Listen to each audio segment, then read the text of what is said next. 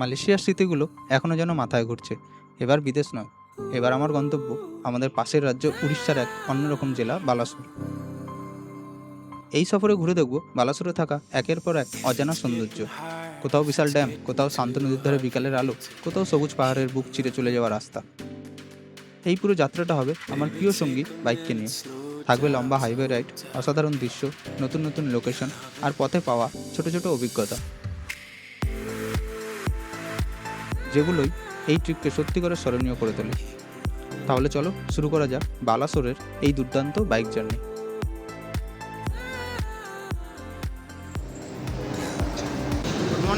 Good morning আমার শহর কলকাতা থেকে। আজ অনেক দিন পর বাইক নিয়ে বেরিয়ে গেছি। বেসিক্যালি আমার বিদেশ যাত্রার পর এটাই আমার প্রথম বাইক রাইড, কিন্তু বিদেশ যাত্রাটা হয়েছে প্রায় 6 থেকে 9 মাস হয়ে গেছে। দুদিনের জন্য আমি বেরিয়ে গেছি নতুন জায়গা এক্সপ্লোর করতে। এর আগে আমি কোনো দিন যাইনি, আর বাইক রাইড অনেক দিন আমি করিনি, তাই এটা অনেক দিন পর বাইক রাইড করছি। জানি না কেমন হবে, একটু আলাদা রকমই ফিলিংস আসছে। এখন বাজে সকাল 5টা।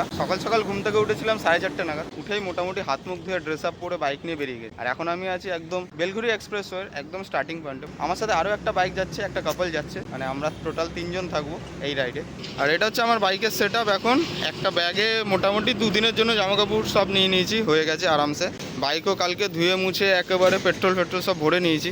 এই হচ্ছে আমার হেলমেট। মোটামুটি এই হচ্ছে সেট আপ আমার। এখন কটা বাজে? খাবার সকালবেলা বানিয়েছি।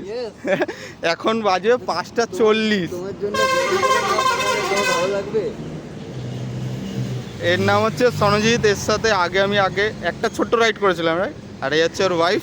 তাহলে মোটামুটি সব গোছানো কমপ্লিট, দাঁড়ানোর ব্যাপার নেই তো? তাহলে বেরোই। বাপরে, এই গ্লাভসটা না পরা খুব দায়। ওকে, তাহলে রওনা দিই। টাইম হচ্ছে এখন 5:45, আর এখন রওনা দিলাম। ট্রিপ মিটার 0 করে নিয়েছি আগেই। ওয়েদারটা খুব দারুণ আছে। এরকম ওয়েদারটা যদি পুরো রাস্তাটায় থাকে তাহলে তো কোনো কথাই নেই। এই রাইডিং জ্যাকেট পরে আর রাইডিং প্যান্ট পরে এতক্ষণ যে দাঁড়িয়েছিলাম তাতে পুরো প্রায় ঘেমে গেছি। আর এখন যখন গাড়িটা চালাচ্ছি তখন যে হাওয়াটা লাগছে এর দরুন একটা পুরো এসির মতন ফিলিং আসছে। আমাদের এখান থেকে ডিস্টেন্স অলমোস্ট 300 কিলোমিটার বা তারও বেশি হতে পারে, কারণ একদম প্রপারটা মনে নেই, যেহেতু স্টেপ বাই স্টেপ যাব। সেই কারণে স্টেপ বাই স্টেপ বলতে আমরা একটা দুটো জায়গা দেখে তারপরে যাব।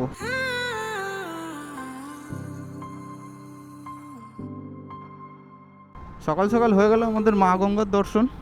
প্রথমে মায়ের দর্শন করে নিলাম। ডান দিকে আছে আমাদের মায়ের মন্দির।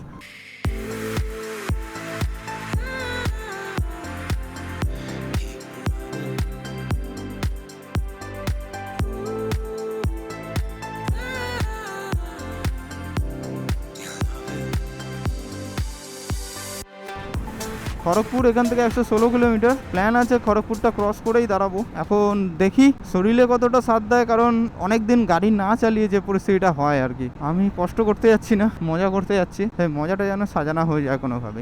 কোলাঘাট এখান থেকে আরও 55 কিলোমিটার, খড়গপুর 115।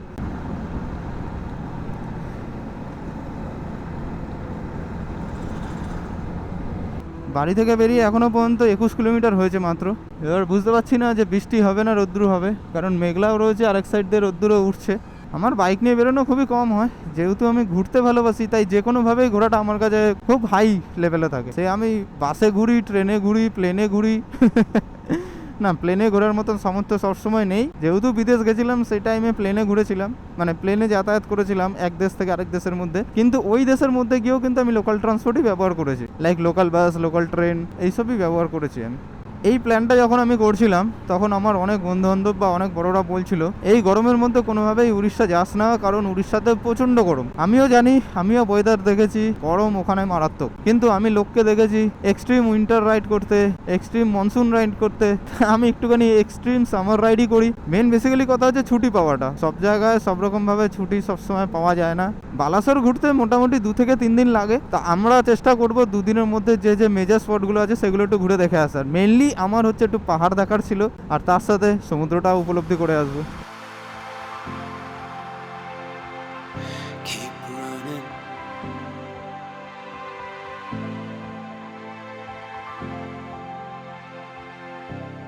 অলমোস্ট চলে এসেছি আমাদের জার্নির প্রথম toll gate, Dhulagarh toll gate. আমার ঘর থেকে টোটাল এই জায়গাটার ডিস্টেন্স হচ্ছে 38 কিলোমিটার। টোলগেটে বাইকের জন্য আলাদাই একটা ফ্যাসিলিটি ভাই, একদম মানে ত্যায্য পুত্রের মতন ব্যাপার। যাই হোক, এটা হচ্ছে ধুলাগড় টোল প্লাজা। রাস্তার কন্ডিশন দারুণ। অনেক দিন পর মনে হচ্ছে যে আমাদের দেশটাও আস্তে আস্তে ইমপ্রুভ করছে, কারণ মালয়েশিয়াতে কিছুদিন আগেই আমি দেখিয়েছি যে মালয়েশিয়াতে গিয়ে স্কুটি চালিয়ে এসেছি আমি, আর রাস্তা পুরো তেলের মতন রাস্তা।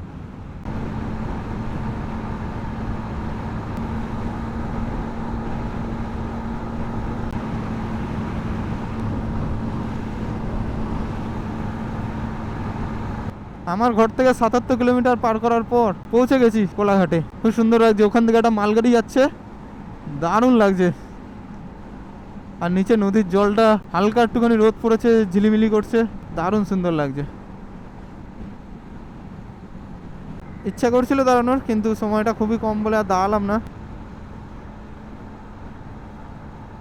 আমরা যখন কোলাঘাটে আসি বেসিক্যালি ব্রিজটা পার করার পর এইদিকে যে রেস্টুরেন্টগুলো আছে এগুলো তো কোনো সময় দাঁড়ায়, কিন্তু আজ কোনো রকম এখানে দাঁড়াবো না, কারণ আমার যে বোনটা আছে আমার সাথে, সে খাবার বানিয়ে নিয়ে এসছে। আর আমরা সেই জংশনটায় পৌঁছে গেছি যেখান থেকে দীঘা আলাদা হয়ে যাচ্ছে।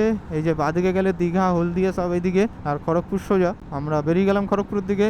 আমার বেসিক্যালি সমুদ্রের থেকে পাহাড়েই বেশি মন টানে। আমার বালাসোর ট্রিপ করার পেছনে মেন রিজন হচ্ছে পাহাড়গুলো, কারণ ওখানে পঞ্চলিঙ্গেশ্বর মন্দিরটাও আছে, তার সাথে সাথে কিছু একটা দুটো ট্রেকিংও আছে। এখান থেকে প্রথমে ডেবরা, তারপরে খড়গপুর, তারপরে গিয়ে সোজা চলে যাবো আমরা বালাসোর রোডটাকে ছেড়ে, মানে কলকাতা চেন্নাই রোডটাকে ছেড়ে কলকাতা মুম্বাই রোডটা ধরে, যেটা আর কি সুরতের দিকেও যাচ্ছে।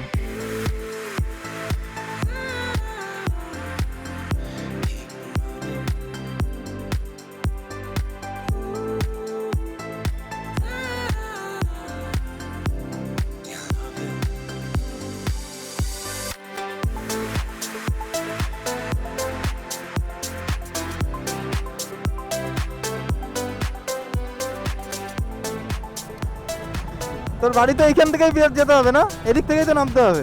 এটা এটা আরো, ও আচ্ছা আচ্ছা। এদের দুজনের বাড়ি হচ্ছে ডেবরা। ডেবরা থেকে বাদিকে ঢুকে যেতে হয়। এদের সবং বলে একটা জায়গা আছে, সেখানে ওদের বাড়ি। কর্মসূত্রে ওরা কলকাতাতে থাকে। একই জায়গায় আমি আর ওই ভাইটা কাজ করি, বোনটা মেডিকেল লাইনে কাজ করে। এদের বাড়ির কাছাকাছি চলে এসছে, তাই বলছি কি বাড়ি চলে যাবো। বাহ, কি দারুণ লাগছে। আমার গাড়িতে 99.5 কিলোমিটার আমি চালিয়েছি। ওর গাড়ি একটু কম হবে, কারণ আমার বাড়ি থেকে ওর বাড়ির ডিস্টেন্স প্রায় 5 কিলোমিটারের মতন। মানে এখনও কারেন্টলি যেখানে থাকে, সেই কারণে ও বলছে যে 100 কিলোমিটারও দাঁড়াবো। আমি বললাম না, এখন ওয়েদার ভালো আছে, রাস্তাটাও খালি আছে, টেনে দিই, এরপরে টানার সুযোগ পাবো না। আমার গাড়িতে 100 কমপ্লিট হয়ে গেল। 100 কিলোমিটার বাড়ি থেকে বেরিয়ে চলে এসেছি। কতক্ষণে এসেছি টাইমটা দেখতে পাচ্ছি না, হাতে ঘড়ি নেই, আর আমার মিটারে ঘড়ি দেখতে গেলে আরও 3-4টে বাটন প্রেস করতে হবে। কত সুন্দর। এটা কি ধান ক্ষেত না গম ক্ষেত? এটা ধান ক্ষেত, পুরো ধান হয়ে আছে, দারুণ লাগছে। চলে এসেছি আজকে আমাদের দ্বিতীয় টোল গেট। এটা হচ্ছে ডেবরা টোল প্লাজা। বাইকের জন্য আলাদা রুট, আমি হয়তো প্রথমটা না নিয়ে দ্বিতীয়টা দিয়ে ঢুকেছি।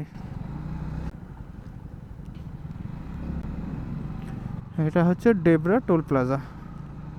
আজকে আমার এই ভিডিওটা একটুখানি লম্বা হচ্ছে, তার কারণ হচ্ছে এই ভিডিওতে আমি একসাথে অনেকগুলো জায়গা কভার করব। প্রথমে বাইক রাইড করব, তারপরে দুটো স্পট দেখব সমুদ্রের পাড়ে, ওখানে গিয়ে রুম নেবো, বিকেলবেলা সমুদ্রের বিচ দেখাবো, এরপর ভিডিওটা শেষ করব। তখন মানে আমার পুরো সারাদিনের জার্নিটা আজকে আমি আমার এই একটা ভিডিওর দ্বারাই দেখাবো আপনাদের সবাইকে। সঙ্গে থাকুন, আশা করি ভালোই লাগবে। বাট এখানে একটা সাইনবোর্ড দেখতে পেয়েছি যে খড়গপুর যেতে গেলে বাঁ দিকে যেতে হবে, আর বালাসোর সোজা। এইখানে একটা মজাদার বিষয় আছে, আমরা যাব বালাসোরই, কিন্তু বালাসোরটা আমরা সোজা যাব না, আমরা যাব হচ্ছে বাঁ দিক দিয়ে। কারণ খড়গপুর হয়ে, খড়গপুর ক্রস করে, লোদাসুলি ক্রস করে আমরা একটা নতুন রাস্তা দিয়ে যাব। যেরকমটা আমি বলেছিলাম যে আজকে বালাসোরের চাঁদিপুর পৌঁছানোর আগে দুখানা স্পট আমি দেখে যাব, সেই কারণে এই রাস্তাটা নেওয়া।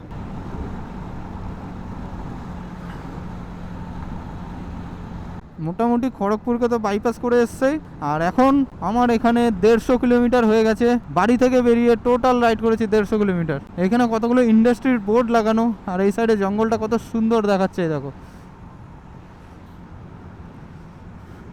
ঠিক আছে, 150 কিলোমিটার যখন গাড়ি চালিয়ে নিয়েছি একটা না, এবার একটু কোথাও দাঁড়াই। খাবার খাবো বলে রোড থেকে নেমেছি এই ধুলোর মধ্যে। বাহ, এইখানটাই দাঁড়াতে হলো তোকে, রোডের উপরে না দাঁড়িয়ে। হাইওয়ে থেকে নেমে একটা জঙ্গলের মধ্যে দাঁড়িয়েছি। আমার পেছনে এই জঙ্গলগুলো প্রায় দেখাই যাচ্ছে। খড়গপুর থেকে এসে গেছি অনেকটা, আর এখান থেকে লোদাসুলিও আরও দূরে, মানে খড়গপুর আর লোদাসুলির ঠিক মাঝখানে। এই জায়গাটার নাম কি দেখলাম বল? শালকিয়া নামক একটা জায়গা। আর সেই জঙ্গলমহলের একটা ভাইব আছে।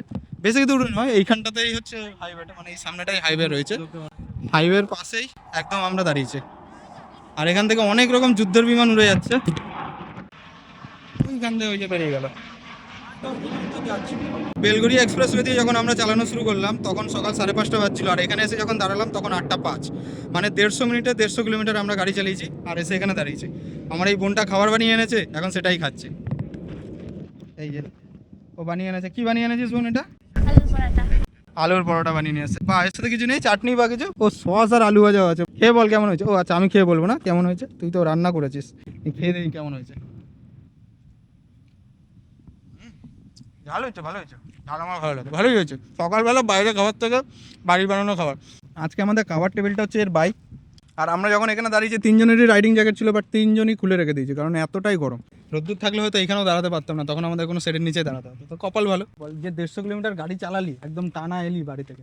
আমি জানি না এটা তুই প্রথমবার 150 কিলোমিটার টানা চালালি কিনা, কিন্তু কেমন ছিল এক্সপিরিয়েন্সটা? না, এর আগেও আমি চালিয়েছি, বাট একা চালানোর থেকে দুজন যে চালিয়েছি এরা আরো মনে হচ্ছিল যেন আরো কিছুটা চালিয়ে নিতে পারবো, মানে একসাথে গ্রুপ রাইডের মতন, তাই তো? তো বোনের কোনো একাও সমস্যা হয়েছে? চালিয়েছি আমি 100। রাস্তাটাতে আমি রোজ বাড়ি আসি, তো আমার কোনো প্রবলেম আচ্ছা, যেহেতু ওর বাপের বাড়ির রাস্তা সেই জন্য ওর কোনো রকম প্রবলেম হয়নি, তাই তো? হ্যাঁ, শ্বশুর বাড়ি বাপের বাড়ি শ্বশুর। প্রথমে ডেবরা, তারপর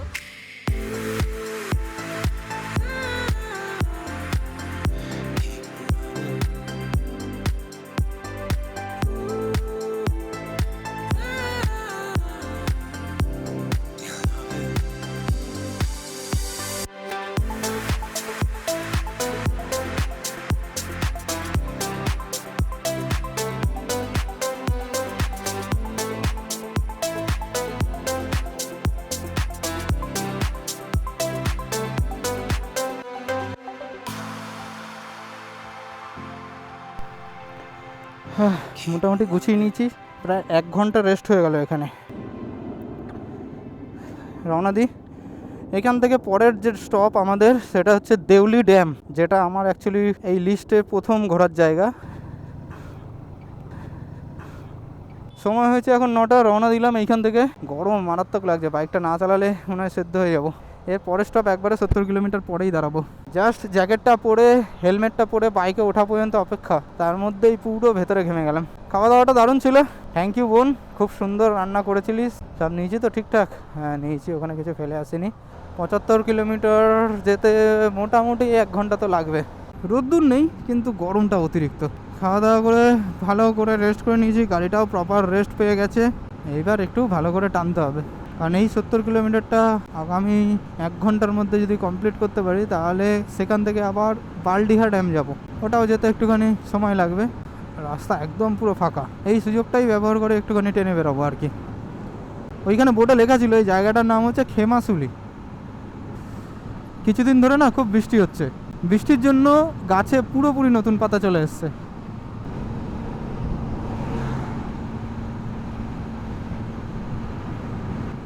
ল্যান্ডস্কেপটা একবার দেখো, ও দারুণ দারুণ ল্যান্ডস্কেপ, দারুণ। এই যে বাঁদিকের রাস্তাটা, এটা দিয়ে ব্রিজের তলা দিয়ে ওদিকে গেলে হচ্ছে ঝাড়গ্রাম। এটাই হচ্ছে লোদাসুলি মোড়। আর এই লোদাসুলির থেকে ঝাড়গ্রামের দিকে যেতে গেলে খুব সুন্দর জঙ্গলের ইয়া পড়ে। আমি গেছি এর আগে, তাই জানি। পুরো ঢালাই রাস্তা, পুরো ঢালাই, পিচের কোনো ব্যাপার নেই। এইসব রাস্তা গরম করে পুরো গলে যাওয়ার মতন পরিস্থিতি হয়। টায়ার প্রেসারে না রাস্তা পুরো ডেবে যায়, আর সেই টাইমে বড়সড় দুর্ঘটনা হতে পারে। ঢালাই রাস্তা হলে কি হবে? ঢালাই রাস্তা কি ক্ষতি হয় না? হ্যাঁ হয়। প্রেসারে গরমে রাস্তা ফাটল ধরে, সেটাকে রিপেয়ার করতে হয়, বাট পিচে যতটা না ক্ষতি হবে তার থেকে কম ক্ষতি হয়।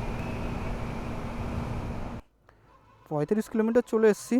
তারপরে এখানে এসে দাঁড়ালাম কারণ এই হাইওয়েটা ছেড়ে দিতে হবে। এবার এখান থেকে বাদিকে নেবো, ম্যাপ তো তাই বলছে, তো সেই অনুযায়ী যাচ্ছি। এই হাইওয়ে ধরে সোজা গেলে হয়তো মুম্বাই বা গুজরাট যেতে পারতাম, কিন্তু আজকে অত দূর যাওয়ার মতন পয়সা নেই, তাই জন্য আপাতত এই বাদিকেই যাচ্ছি, বালাসোরের দিকে। এই জায়গাটার নাম হচ্ছে গোপীবল্লভপুর। গোপীবল্লভপুর থেকেই বালাসোরের যাওয়ার দিকে রাস্তা আছে, আর এদিক থেকেই যেই দুটো স্পট আমি যাবো বলেছিলাম তার মধ্যে প্রথমটা এই রুটেই পড়বে। অনেকক্ষণ পর হাইওয়ে ছেড়ে এবার ঢুকে গেলাম গ্রামের রাস্তায়। যদিও এখানে রাস্তাটা খুব চওড়া, দুটো লেন আছে, একটা লেন যাওয়ার একটা লেন আসা, কিন্তু তাও গাড়ি ঘোড়া তো এখানে মেনটেন করে চলবে না। আমরা একটা নদীর পাশে চলে এসেছি, এটা হচ্ছে সুবর্ণরেখা নদী। এখানে আবার রাস্তা হচ্ছে বলে 1/1 লেনে ছাড়ছে। প্রথমে গাড়ি ওদিক দিয়ে আসছে, তারপর এদিক দিয়ে ছাড়বে। আর এই নদীতে কি পরিমাণ বালি, লরি লরি বালি উঠছে এখান থেকে। পারমিশন দিয়ে দিয়েছে, চলো। সুবর্ণরেখা নদীর ওপর ব্রিজ থেকে আমরা ক্রস করছি এখন। ও ভাই কি বালি, কত বালি! নদীতে জল তো নেই, শুধু বালি। ওই যে নদীর মাঝখানে লোকে হেঁটে হেঁটে জাল দিয়ে মাছ ধরছে, নদীর পুরো মাঝখানে। যেই জায়গাটা জল আছে সেই জায়গাটারও মাঝখানে ওখানে। আর পুরো এইগুলো সব বালি, ওই যে বালির পুরো পাহাড় করা ওখানে, মানে সব লরি করে করে বালি যায়। আর এই বালি দিয়েই কিন্তু ঘরবাড়ি তৈরি হয়।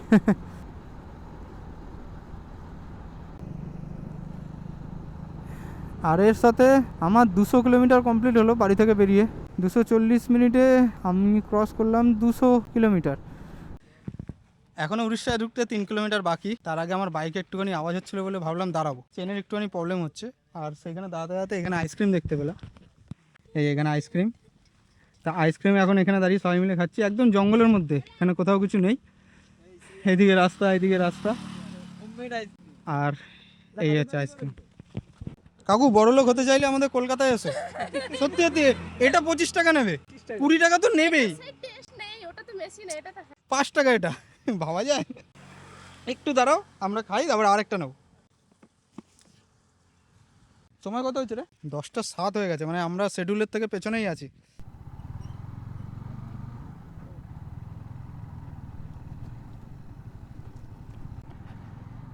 এই আমরা ঢুকে যাবো এখন উড়িষ্যায়। Welcome to Orissa. এটাই হচ্ছে উড়িষ্যার বর্ডার। বারিপাদা এখান থেকে 22 কিলোমিটার, বারিপাদাতেও যাবো।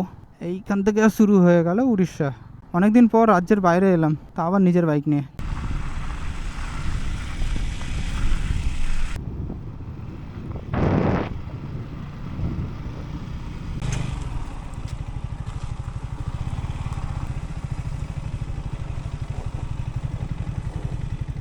পৌঁছে গেছি দেউলি ড্যামে, এবং এই ড্যামের ওপর পজিশনে কোনো রকম বাইক নিয়ে যাওয়া অ্যালাউ নেই নাকি, রাস্তা করা আছে কিন্তু বাইক নিয়ে যেতে দিচ্ছে না।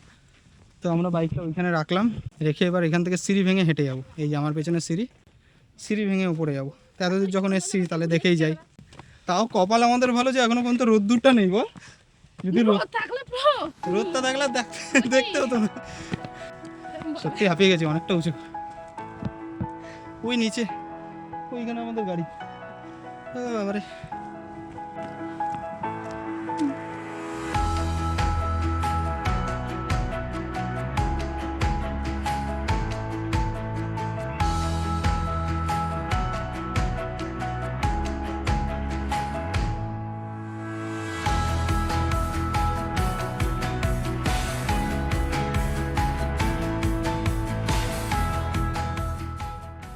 বারিপাদা শহর থেকে প্রায় 28 কিলোমিটার দূরে সামখুন্দা ব্লকে অবস্থিত এই ড্যাম।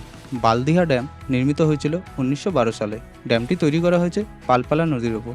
মূল উদ্দেশ্য ছিল আশেপাশের বিস্তীর্ণ কৃষি জমিতে সেচের জল সরবরাহ করা। ড্যামের দৈর্ঘ্য প্রায় 173 মিটার এবং উচ্চতা প্রায় 7 মিটারের মতো। 100 বছরেরও বেশি পুরনো হওয়ায় বর্তমানে পল্লী জমা এবং রক্ষণাবেক্ষণের অভাবে এর কার্যক্ষমতা অনেকটাই কমে গেছে। এখানে যদি ঘুরতে আসতে চান তাহলে সবচেয়ে ভালো সময় হলো জুলাই থেকে ফেব্রুয়ারি মাস। আমার উড়িষ্যা রাইডের এই যাত্রায় এই শতবর্ষী ড্যামকে কাছ থেকে দেখার অভিজ্ঞতা সত্যিই ছিল অসাধারণ। দেউলি ড্যাম দেখে এবার নিচের দিকে যাচ্ছি। এখানে মানে দাঁড়িয়ে থাকা মানে হচ্ছে আগুনের মধ্যে দাঁড়িয়ে থাকার মতন পরিস্থিতি। যাই হোক, কি আর করবো, ওই যে বললাম কপাল ভালো, রোদ্দুরটা নেই, তাতেই এনাফ। এরপরেরটা হচ্ছে বালিডিহা ড্যাম, ওখানে এখান থেকে যাব। এই যে রাস্তাটা, এটা একই রাস্তা, এই জন্য রাস্তা শ্যুট করে কোনো ভিডিও লেন্থ বাড়িয়ে লাভ নেই। ওখানে যাই, ওই ড্যামটা দেখি, খুব সুন্দর স্টেপ ওয়াটারফল আর কি ওটা। তারপরে ওখান থেকে সোজা চলে যাব হচ্ছে আমাদের চাঁদিপুর বিচে।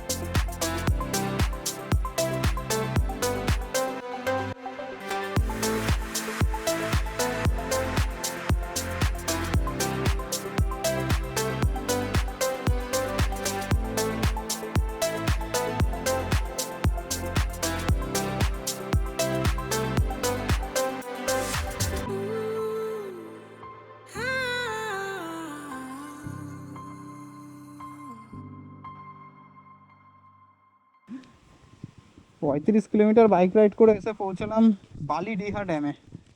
ভেবেছিলাম এখানে স্নান টান করা যাবে, স্নান করা তো দূরের কথা, জলই তো নেই ড্যামে।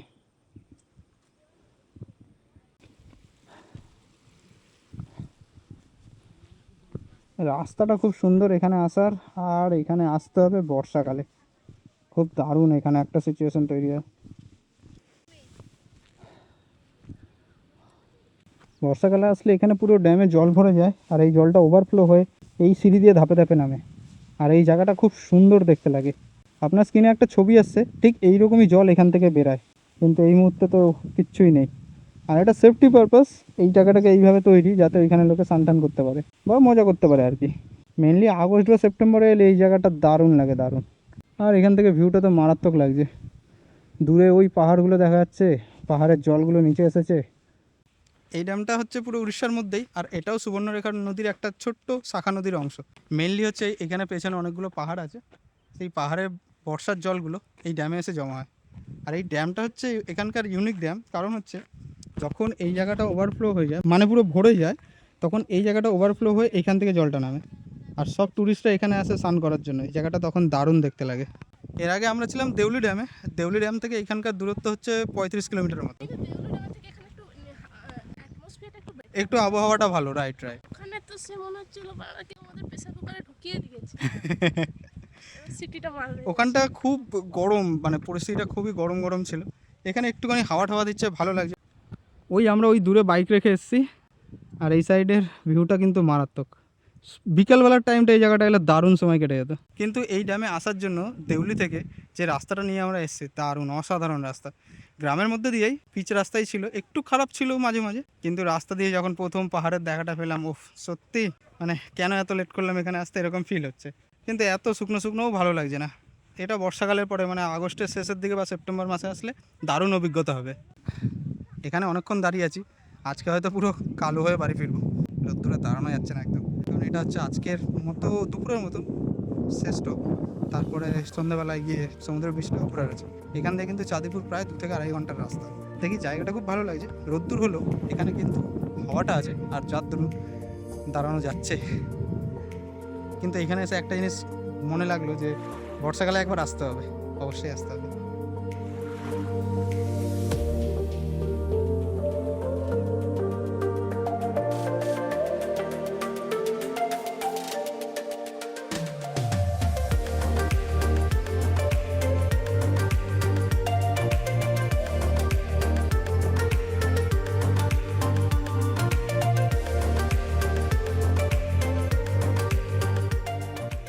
উড়িষ্যার ময়ূরভঞ্জ জেলার এক অপূর্ব প্রাকৃতিক সৌন্দর্যের ঠিকানা হলো এই বালিয়াডিয়া ড্যাম।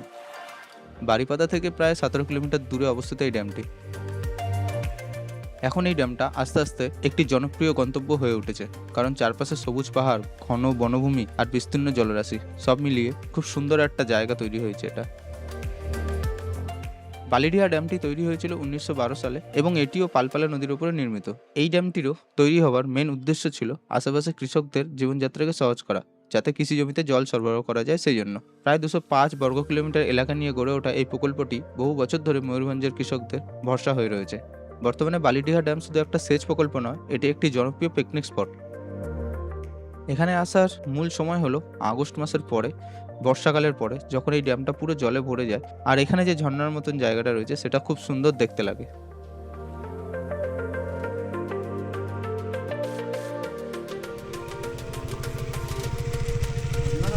ট্রেন বাস আছে রে বাবা।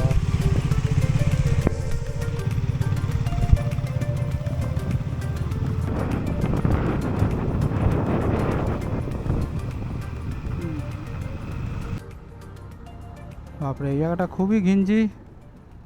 উড়িষ্যার এই সাইডটা আমি কোনোদিন দেখিনি। আমরা উড়িষ্যা বলতেই পুরী বুঝতাম, ছোটোবেলা থেকে শুধু একটাই জায়গায় এসেছি, পুরী। এইটা একটা পাঁচমাথা মোড়ে এসেছি।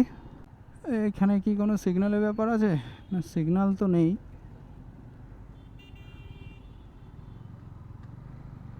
পাঁচমাথা মোড় থেকে গোল চক্কর নিয়ে এই দিকে যেতে হবে। আমরা চাঁদিপুর বিচটা এই কারণে সিলেক্ট করেছি, কারণ চাঁদিপুরে হচ্ছে কমার্শিয়ালের মতো, লাইক হচ্ছে বাগদা বিচ বা ডুবলাগুড়ি সি বিচটা হচ্ছে আমাদের মন্দারমণির মতন, একটুখানি আলাদা, একটু অফবিট, ঠিক আছে, ভালো, খারাপ নয়। কিন্তু চাঁদিপুরটা হচ্ছে দীঘার মতন, ওখানে একটু ক্রাউড বেশি, কিন্তু দুটো বড় মেন ফ্যাক্টর কাজ করছে, সেই কারণে আর কি চাঁদিপুরটাকে সিলেক্ট করেছি আমি। প্রথম হচ্ছে যে চাঁদিপুরে একটা ইউনিক বিচ আছে। ইউনিক মানে হচ্ছে সেই বিচের যে জল, মানে সমুদ্রের যে জল, সেই জলটা প্রায় 2 থেকে 3 কিলোমিটার ভেতরে চলে যায় ভাটার সময়, সে বিচটা পুরো উন্মুক্ত হয়ে পড়ে। এই জিনিসটা একটু দেখার আছে আমার, যেটা যদিও আমরা বকখালিতে গেলে দেখতে পাই। এবং দ্বিতীয় হচ্ছে চাঁদিপুর থেকে কাছাকাছি হয় 2-3টে স্পট, যেরকম হচ্ছে ইমামি টেম্পলটা আর আমাদের পঞ্চলিঙ্গেশ্বর টেম্পলটা। আবার হাইওয়েতে উঠলাম, রাস্তাটা কী জানি কীরকমভাবে ঘুরিয়ে নিয়ে এলো একটু। যাই হোক, যেভাবে হোক এসে হাইওয়েতে উঠে গেছি। এখান থেকে 35 কিলোমিটার টানা, আর টোটাল 67 কিলোমিটার। 35 কিলোমিটার হচ্ছে এই হাইওয়ের মধ্যে থাকতে হবে, টোটাল 67 কিলোমিটার। 1 ঘন্টা 20 মিনিট দেখাচ্ছে। এইখানে একটুখানি স্পিড আস্তে আস্তে চালাতে হবে, কারণ 60-এর মধ্যে রাখতে হবে। উড়িষ্যায় কোথায় কোথায় যে কি ক্যামেরা লাগানো আছে কে জানে, 60-এর ওপরে উঠলেই কেস দিয়ে দেয়। আর কেস এমনি হবে না, ডাইরেক্ট মোবাইলে মেসেজ চলে আসবে। মানে এমনি রাস্তায় কেউ দাঁড়িয়ে তোমার নামে চালান করবে না, তা নয়, ও ঠিক মোবাইলে মেসেজ চলে আসবে যে এত টাকা ফাইন হয়েছে।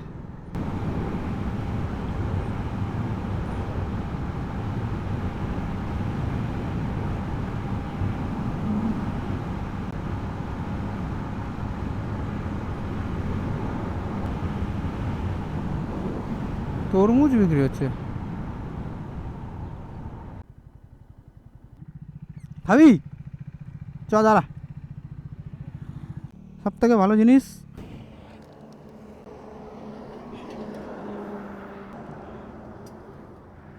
তোমার কত করে? 40 আর ওটা 30। কেটে দিতে পারবে? এটা লাল হবে, কেটে দেবে? ওই ভেতরে ওগুলো কি ভুট্টা গাছ? একটু দেখে আসবো। এটাতে যেতে দেবে না? না ছিড়বো না, শুধু দেখে চলে আসবো। কি হয়েছে? কি দেখবে, দেখো ভুট্টা গাছ না? ওই দেখেন তুমি যে সেই দেখো বোতল বাড়ি দিয়ে যেতে বলেছিলে, ওই সারা পুরো রাস্তা আমরা 100 কিলোমিটার শুধু ভুট্টা গাছ।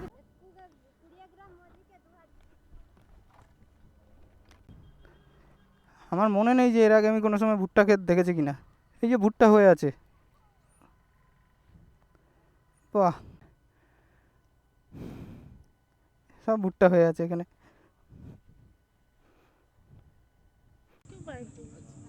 ফ্রি বাইক, আমি না, ওটা আমার ফ্রি ছিল, ওটাও ফ্রি ছিল, আর টেস্ট করার জন্য। দারুণ জিনিস, কোল্ড ড্রিঙ্কস খাওয়ার থেকে সব খাওয়া ভালো। প্রথমবার বলো, ওটা প্রিয় হলো তরমুজ প্রথমবার। এই যে এ সিলেক্ট করেছে, ই হলো তরমুজ, প্রথমবার, সিরিয়াসলি। কিন্তু হেভি মিষ্টি, দারুণ মিষ্টি, এ মজা এসে গেল। ই হলো তরমুজ নিয়ে ক্ষেতের মাঝখানে এইভাবে বসে গেছি, আর আমাদের বাইক ওখানে রাখা এই অটোর পেছনেই। আর ওই যে দোকান, ওখান থেকে কেটে দিয়েছি, আর এখানে বসে খাওয়া শুরু করে দিয়েছি। আমরাও খাচ্ছি, আমাদের তো না, আমার নেই, আমার নিয়ে নিচ্ছি। হ্যাঁ না না বাবা, কথা শোনা এত। 1 প্যাকেট নিয়েছি। কত নিয়েছি এটা? 70। আমরা ভাত ডাল রুটি যা আছে সব রাত্রে খাবো, এখন রাত্রে এইসব খেতে খেতেই যাই, কি বলি। আমি একটু ডাবের জল বা আখের রসও খুঁজছিলাম।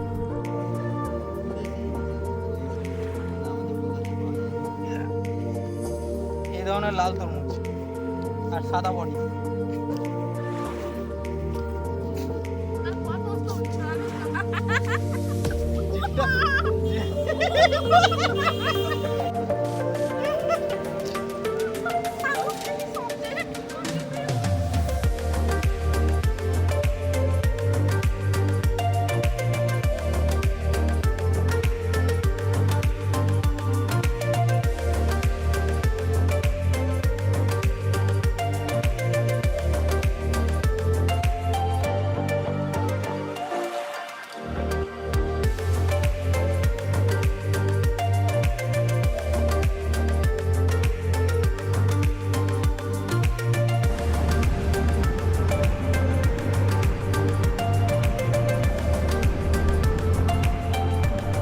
আমার গাড়িতে তেলের সিগন্যাল দিয়েছে, তেল ভরতে হবে।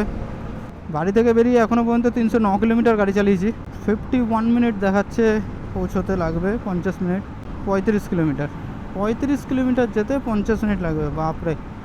রাস্তা কীরকম হতে পারে তাহলে, কি জ্যাম হতে পারে বা স্পিড ব্যারিয়ার কি থাকতে পারে। পেট্রোল পাম্প পেয়েছি, তেল ভরে নিই। कार्ड पेमेंट हो जाएगा? हाँ फुल।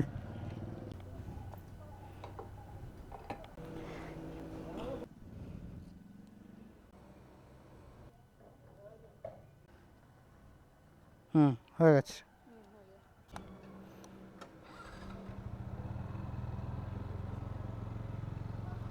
ওকে, তো এইখানে যে তেল ভরলাম, বাড়ি থেকে যে ফুল ট্যাঙ্কি তেল ভরে এনেছিলাম, তারপরে এখন তেল ভরলাম 7.28 লিটার। আর ক্যালকুলেশন করলাম, আমাকে মাইলেজ দিয়েছে 44.8, মানে অলমোস্ট 45। যেরকম আমি বললাম যে 2 কিলোমিটারটা আমি ধরিনি, 2 কিলোমিটারটা যদি আমি ধরতাম তাহলে ওই 45-এরই হয়ে যেত। যাই হোক, এমটিতে এখনও 45-এর মাইলেজ দিচ্ছে, ভেবেছিলাম 50-এর উপরে দেবে।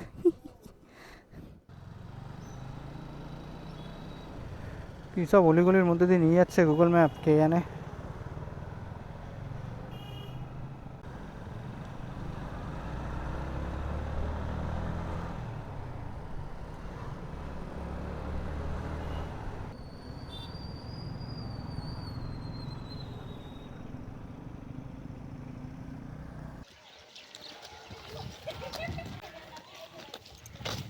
বালাসোর টাউনে ঢোকার আগে ক্যামেরার ব্যাটারিটা শেষ হয়ে যায়, তার ধরুন কোনো রকম রেকর্ডিং হয়নি, ডাইরেক্ট আমরা হোটেলে ঢুকেছি। তো এখানে এসে আমরা একটু রুম বার্গেনিং করে রুম নিয়ে নিলাম, খুব একটা ভালো নয়, বাট দুটো রুম পেয়ে গেলাম 1100 টাকাতে। ঠিক আছে, শুধু তো রাত্রেরটাই যাপন করতে হবে, পরের দিন সকালে তো আবার বেরিয়ে যাবো। এখন অন্ধকার হওয়ার আগে দৌড়ে দৌড়ে চলে এসেছি বিচে। আগে বিচটা দেখি, এরা তো সেইভাবে জামা প্যান্ট ছাড়তে পারিনি, আমি জাস্ট এদের করার মধ্যেই আমি ছেড়ে দিয়েছি। গেঞ্জিটা পাল্টেছি, জুতো জুতো জুতো এই যে জুতো। তো আমরা এখানে রুমে ঢুকে গেছিলাম, রুমে ফ্রেশ ট্রেশ হয়ে, এরা সেইভাবে তো রেডি হতে পারেনি, জুতো ফুতো এরা আনিনি, তা আমি এনেছিলাম। কোনো রকম জুতো ফুতো পরে বেরিয়ে গেছি, যে স্নান টান পরে করবো আপাতত, কারণ এটা যদি অন্ধকার হয়ে যায় আর এই জায়গাটা দেখতে পারবো না সঠিকভাবে। খুব সুন্দর হাওয়া দিচ্ছে এখানে, কিন্তু মানে সারাদিনের যে ক্লান্তিটা সেটা মোটামুটি শেষ। ঘরে গিয়ে যদি স্নান করি মনে হয় বিছানায় পড়ে গিয়ে একদম ডেড বডি হয়ে যাবো। এটা হচ্ছে একদম ফাঁকা, মানে আমরা যদি বকখালি বিচ গিয়ে থাকি তাহলে সেটাও মোটামুটি ক্রাউডেড, এটা তার থেকেও ফাঁকা, খুব ভালো লাগছে। এটা হচ্ছে একদম ফাঁকা চাঁদিপুর বিচ। জেনারেলি জোয়ারের সময় এইখানে পর্যন্ত জল আসে, কিন্তু এখন ভাটা। ওই যে এই যে টুকরো টুকরো দেখা যাচ্ছে না, কালো কালো ছোটো ছোটো স্পট, এগুলো কিন্তু মানুষ, মানে ওই দূরে। ইচ্ছা আছে ওইদিকে যাওয়ার, দেখি যেতে পারি নাকি, তার আগে অন্ধকার না হয়ে যায়। এইখানে যখন জল এসেছিলো জোয়ারের, তখন সেই জলের যে কী বলে ওটাকে, ঢেউ, জলের ঢেউয়ে বালির মধ্যে কত সুন্দর একটা প্যাটার্ন হয়েছে। এই যে, আর জলটা সে কোথায় চলে গেছে। হাঁটতে কিন্তু একটু মজাদার লাগছে, কারণ নরম নরম বালি, একটু ভেজা ভেজা, দারুণ লাগছে।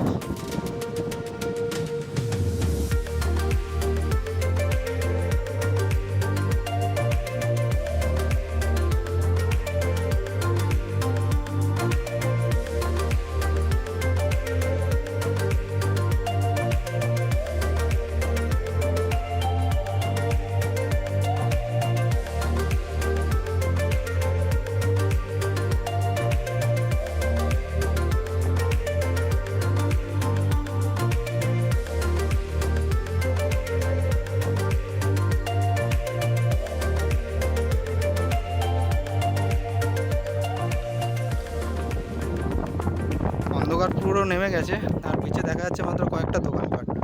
জানি না এগুলোতে কী বিক্রি হচ্ছে, দেখে তো মনে হচ্ছে ভেলপুরি, ঝালমুড়ি, আইসক্রিম এইসবই। হ্যাঁ হ্যাঁ, একটা তো নেই, তারপর দেখছি একটা করে এখান থেকে সব জায়গা থেকে এক একটা করে নিয়ে নিয়ে খাই। কী বলিস, কত করে এমনি? 30 টাকা। একটু মিষ্টি দিয়েছে না, এখানে কেমন বানাচ্ছে?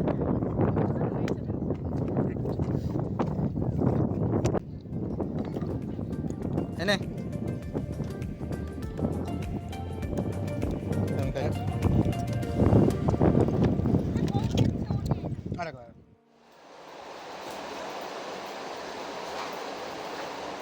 রুমে এসে সানটানগুলো করে নিয়েছি, আর করে নিয়ে এইমাত্র বেরোলাম বাইরে। আমার এখানে একটা বালকনি আছে, যেখানে খুব আরাম করে বসে যায়। তো আমরা সমুদ্র পাড়ে বসে এরকম ছোটোখাটো টুকটাক স্ন্যাক্স খাচ্ছিলাম। খাওয়া দাওয়ার পর ওখান থেকে উঠে এসে ডাইরেক্ট রুমে ঢুকলাম। যে যার মতন স্নান করে নিয়েছি, একটু ফ্রেশ হয়ে নিয়েছি, এই জন্য চুলটা একটু ওলে পড়লো। এখন একটু রিল্যাক্সে বসেছি। রুমগুলোর ভিতরে যে পাখাগুলো আছে একদম পুরো বেকার, মানে কোনো রকম হাওয়া টাওয়া কিচ্ছু নেই। কিন্তু এইখানটা যেখানটা বসে আছে সেখানটা ডাইরেক্ট সমুদ্রের হাওয়াটা আসে, খুবই দারুণ, খুবই ভালো লাগে। আমার এখানে দেখেই বোঝা যাচ্ছে যে চুলগুলো পুরো উঠছে। এখানটা একদম রিল্যাক্সেশন। এই যে রুমের দরজা আর রুমের এই বাইরেটা এসে এরকম বালকানি আছে, এই এখানে চেয়ার রাখা আছে আর কি। আর এখান থেকে সোজা গেলে এইদিকে বিচের শুরু। এখানে আমাদের গাড়িগুলো পার্কিং রাখা আছে, কালকে আমি হোটেলটা দেখিয়ে দেবো। আর এইটা হচ্ছে সমুদ্রের বিচ অ্যাকচুয়ালি। ওই যে দূরে টিম টিম করছে যে আলোগুলো, ওগুলো পুরোটাই সমুদ্রে। যদিও দেখার কিছু নেই, এখন রাত্রে পুরো অন্ধকার, সব বন্ধ হয়ে গেছে। আর আজকে দেখার মতন কিছু নেই, আর করার মতনও কিছু নেই। এখন জাস্ট বাইরে যাবো, কিছু টুকটাক খেয়ে দিয়ে আসবো, এসে ফোনে সব কপি করবো, কারণ ডাটাগুলো ট্রান্সফার করতে হবে। ক্যামেরাটাও মেমোরি ফুল হয়ে গেছে। যদি আমার ভিডিও ভালো লেগে থাকে অবশ্যই একটা লাইক দিয়ে যাবেন, আর দেখা হবে আমার পরের ভিডিওতে।